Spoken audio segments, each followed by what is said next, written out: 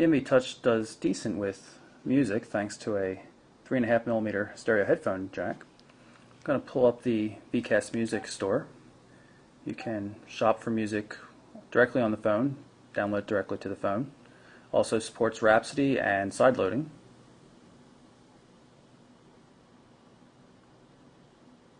Go to My Music, and you can see the songs we've already downloaded and purchased.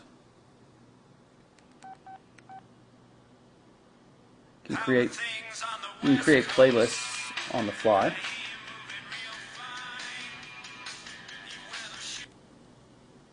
You can switch from track to track, and when you move to the external screen, everything still works.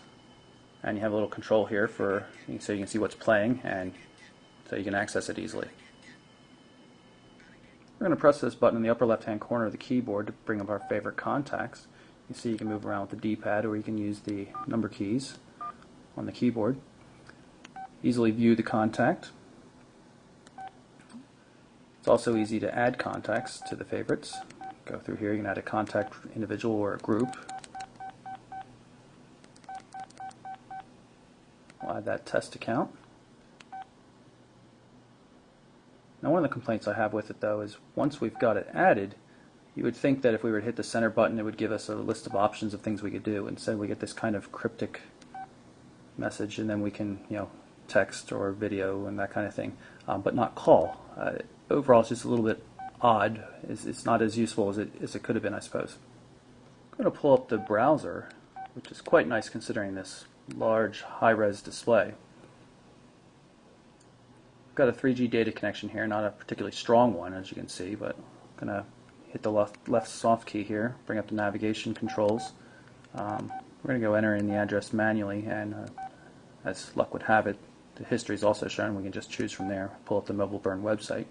You'll see it does a pretty decent job of rendering the site the way it's supposed to look, even if it doesn't come down super fast.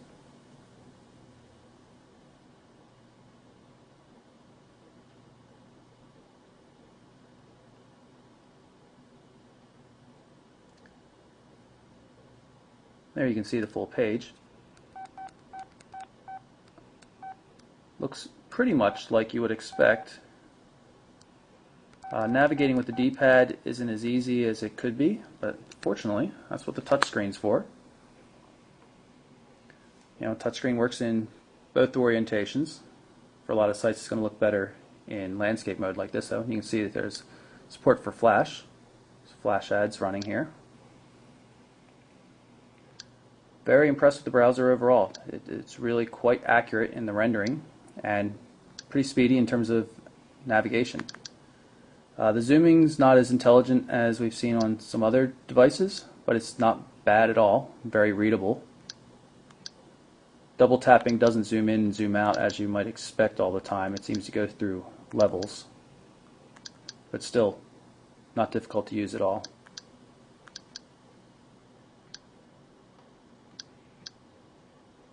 And the fact that it works in landscape portrait mode and with both displays is really kind of cool.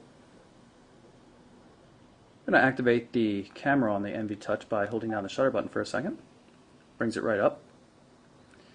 Press the shutter button just a little bit. It'll get focused. Press it the rest of the way. Takes the photo. And save it. Touchscreen interface when using the external display for all the controls. Rather easy to use. Can also switch to video mode, and we take a look at resolution here, and you can see we can shoot at VGA resolution, which is pretty slick. Again, just push the button, starts recording. We're recording the video now.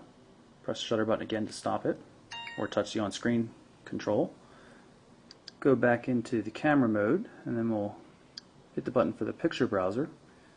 See, it only works in portrait mode here, though. Grab one of the pictures. Do get landscape viewing in one direction, though. Just some random pictures around the office. That's the NV3 there. perfectly acceptable photo browser, nothing particularly exciting. Of course, it works a little bit differently on the internal display. A little bit easier, actually. Overall, quite nice camera experience. So that's our look at the LG VX11000 NV Touch, follow-up to the Voyager. Nice feature set. Dual 3-inch displays with 800 by 480 pixel resolution, which is really impressive. 3.5mm headphone jack, full QWERTY keyboard, touchscreen, 3.2 megapixel camera. I mean, it's really got an awful lot, and even the application functionality is quite nice. It's not a smartphone, but it's offering an awful lot of smartphone type functionality.